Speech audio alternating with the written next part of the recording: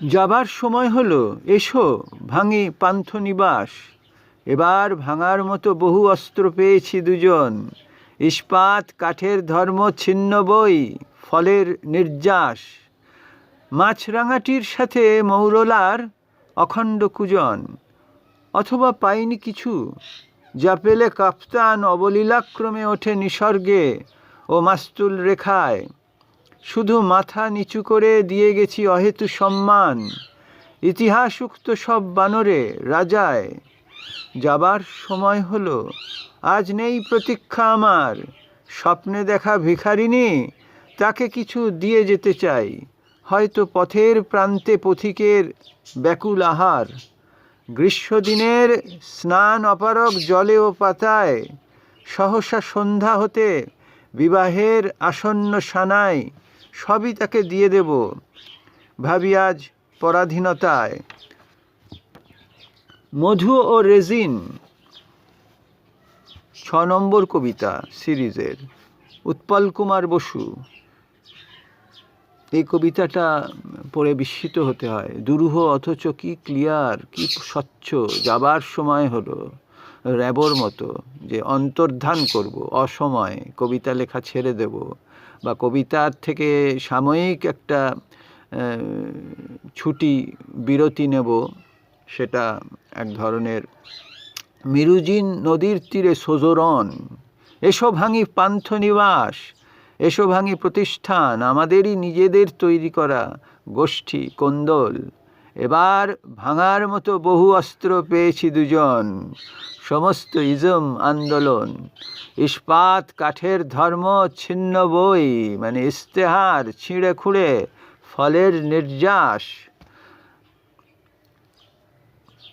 মাছরাঙাটির সাথে মৌরলার অখণ্ড কুজন, মানে আমাদের বিড়ালের পেটে ইঁদুরের চুহার খিল কেটে কেটে ঢুকে বিড়ালকে তছরূপ করা আর কি, বিড়ালের ক্ষুধা লালসাকে। অথবা পাইনি কিছু, কোনো এজেন্ডা নেই, কোনো মিশন নিয়ে আসিনি, কোনো রকম স্কিম অ্যাসাইনমেন্ট না, কোনো সুপারি নেই। किसी का लिए मेरा कपास সুপারি নেই। যা পেলে কাপ্তান, অথবা পাইনি কিছু, মানে ওই সুনীল যেমন লিখেছিলেন যে কতই তো দিলে বিধি, দু একটা উপন্যাস লেখার ক্ষমতা দিলে না, সেই পাইনি কিছু আর কি। অথবা পাইনি কিছু, যা পেলে কাপ্তান অবলীলাক্রমে ওঠে নিসর্গে, মানে ওই নিসর্গ মানে এখানে হচ্ছে তোমার, আমি খুবই রিডাকশনিস্ট অ্যাপ্রোচে বলছি, এত সহজে মানে করা ঠিক কিনা আমি জানি না। উৎপল ডেলিবারেটলি দুরূহ কবি, সে গল্পে রিডিউসড করতে চায় না, ন্যারেটিভকে কনস্ট্যান্টলি ভাঙে। সেটা হচ্ছে মানে আইভরি টাওয়ার, অবলীলাক্রমে ওঠে নিসর্গে আইভরি টাওয়ারে, ও মাস্তুল লেখায়, মানে ক্ষমতার শীর্ষে। মানে আমাদের সুনীল গাঙ্গুলি যেমন গেছিলেন আর কি, ওরা সবই তো বন্ধুবান্ধব। একজন খুব বেশি ওঠে, আর একজন ডুবুরি, সে ক্ল্যান্ডেস্টাইন, সে আন্ডারগ্রাউন্ড দিয়ে কাজটা করে চলে যায় আর কি। এটা সেলিনে আছে, যে পুরোটা মেট্রো আর কি, হ্যাঁ, মেথো ফরাসিতে বলে, মানে ভূগর্ভের ট্রেন। শুধু মাথা নিচু করে দিয়ে গেছি অহেতু সম্মান, ইতিহাস উক্ত সব বানরের রাজায়। যারা ক্ষমতায় আসীন তাদেরই পেন্নাম হইকর্তা সালাম আলেকম জানিয়েছি। সেটা আমার প্রিটেনশন, সেটা আমার বিনয়। এটা সন্দীপনদাকেও দেখেছি। কখনো যারা তার তুলনায় অকিঞ্চিতকর লেখক কিন্তু প্রাতিষ্ঠানিকতায় চরম, তাদের কুর্নিশ করে কথা বলতেন। ওটা একটা কাইন্ড অফ জেস্চার, আরেক ধরনের প্রতিষ্ঠান বিরোধিতা। যাবার সময় হলো, আজ নেই প্রতীক্ষা আমার।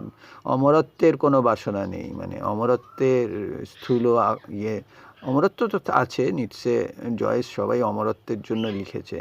অমরত্বের সঙ্গে একটা পোস্ট ডিকনস্ট্রাকটিভ টেম্পোরাল ডিস্ট্রাকটিভ রিলেশন। যাবার সময় হলো, আজ নেই প্রতীক্ষা আমার।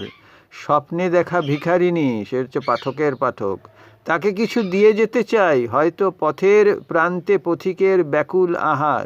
আজকে তো উৎপলই রাজ করছে, উৎপলকেই সবাই। আমার একটি খুব জোরালো বন্ধু, কবি বন্ধু, সে একটা কথা বলেছে আমার কাছে, সেটা খুবই চাঞ্চল্যকর লেগেছে আর কি।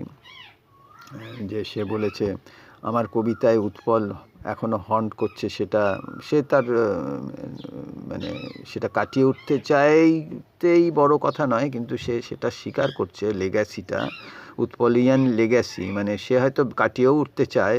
কিন্তু আমার এটা ভালো লাগলো যে সে ভাস্করের কথা বললো না, উৎপলের কথা বললো, যে উৎপলকে অনেকেই আমার আজকের দিনে উৎপলকে মডেল করে লিখছেন এবং সেটা খুব ইম্পর্ট্যান্ট, এবং সেটা সে উৎপলের হাইটে সবাই পৌঁছতে পারবে কিনা, সেই মানে যেটাকে বলে ইথারে বা সেই হাই অল্টিটিউডে সবাই তো উঠতে চায়, কিন্তু পারে, যে যার লিমিটও সবাই বুঝতে পারে না।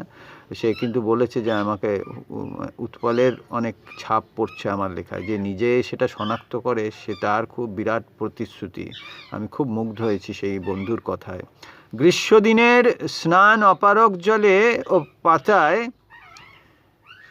সহসা সন্ধ্যা হতে বিবাহের আসন্ন সানাই, সবই তাকে দিয়ে দেব নবীন কিশোর তোমাকে দিলাম, ভুবনডাঙার মেঘলা আকাশ। এতটা ন্যারেটিভ কবিতা বা আমাদের সুনীল গাঙ্গুলির মতো উৎপল লিখবে না। উৎপল প্রচুর সেয়ানা, সবই তাকে দিয়ে দেব ভাবি আজ পরাধীনতায়। এটা পরাধীনতাটা একটা এক ধরনের মানে প্যারাডক্সিক্যাল কথা, ওটা একটা ছলনাশ্রয়ী কথা। কবিতাতে অ্যাম্বিগুয়াস ব্যাপার থাকে, তো অ্যাম্বিগুইটি ইটসেলফ পোয়েট্রি। আর উৎপলের কবিতা তো অ্যাম্বিগুইটি পার এক্সেলেন্স। সবচেয়ে দুরূহ কবিতা জীবনানন্দ দাশের পর উৎপলের হাত দিয়ে বেরিয়েছে। জয় উৎপল কুমার বসু, জয় পুরী সিরিজ।